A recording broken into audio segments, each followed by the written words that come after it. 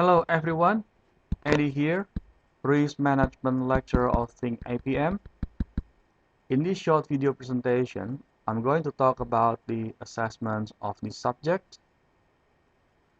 So the outcome of the assessment is basically a risk management plan of an event of an organization that you are familiar with.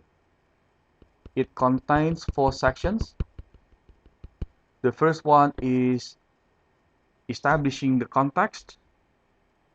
In here, we need to put relevant details, as many as we can, based on research or analysis.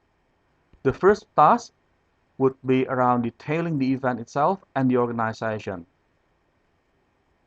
In here, you can look at some details that we need to consider in our assessment, such as the organization's goals, the goals of the event, key success factors of the event, name of the event, and other relevant details of the event or organization. Just a highlight in here, in terms of outlining the goal, we need to implement the SMART principle. Moving forward, we need to outline the external forces of the event and or the organization. In here, we could use the PAST model or concept. Some authors call it STEP model or STEEP model or PASTEL model. They are just the same model basically. Just one highlight in here, when you use PAST model, please show how the forces of political, economic, social, and technological affect the industry or the organization. And after that, we need to outline the strengths and weaknesses of the organization's existing arrangements in managing risks. In here, you could use the SWOT model as another key concept that we discussed in the subject. Now, the next one would be outlining the relevant parties. This is about stakeholder management. We discussed this in one of the topics in the subject. So you could use the templates available in this subject. One of the key points in here is to show how we develop the communication plan in terms of obtaining support for risk management activities. Now we are moving to part B of the assessment, which is basically risk identification. V1 is about communication or consultation process with the stakeholders in terms of identifying risks of the above event that we outlined in task A. Now, you may want to combine your response for A3 and B1. So you may want to use one response to address these 2 tasks.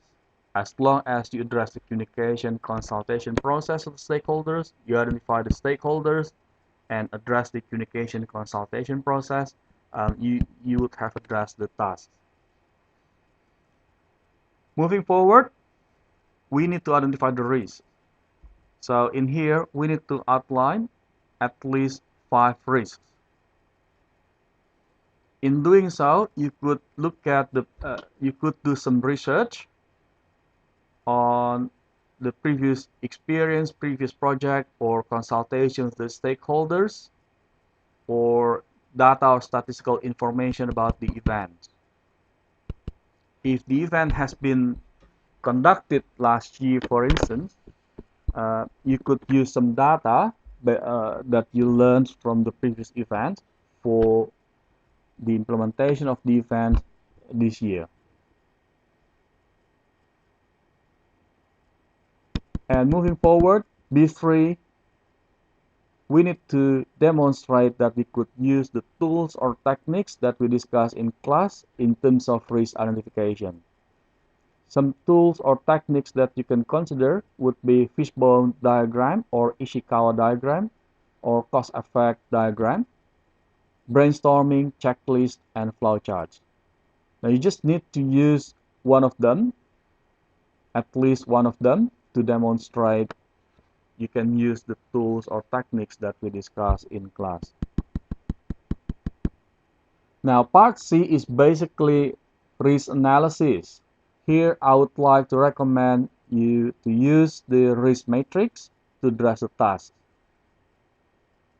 C1 is basically we assess the likelihood of the above risks, the risks that we identify in part B, and we assess the impact or consequence or severity or fatality of the above risks.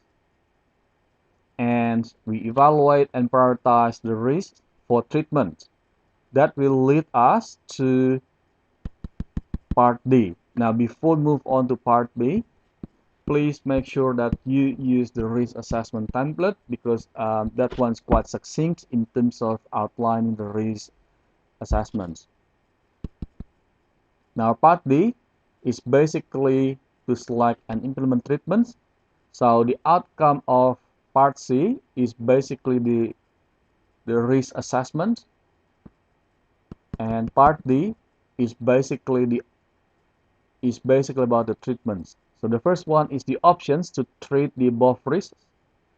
So there are several options that we could consider in terms of treating the risk. And D2 is basically we detail the action plan to treat the above risks.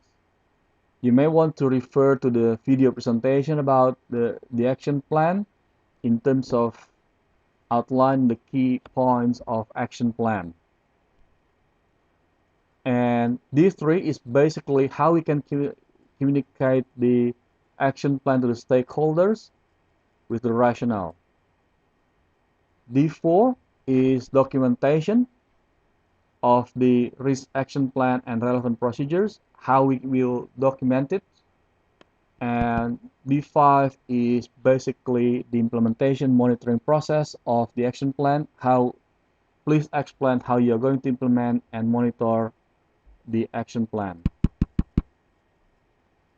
And finally, outline your risk management plan, how your risk management plan could be improved for future purpose. Now, just on that note, I would also like to highlight two points. The first one is please use the concepts or models or tools that we discuss in this subject. If the key point is please use as many as possible from the subject that we discussed, and I strongly believe you could use a lot of them in this subject. And the other one is you may also want to have a look at the marking guide details. In here you could have a look at how the assessment will be marked basically in the greater details. You'll find it in the portal as well. So that's basically the risk management assessment brief. If you have any questions, you could message me via the portal. Good luck.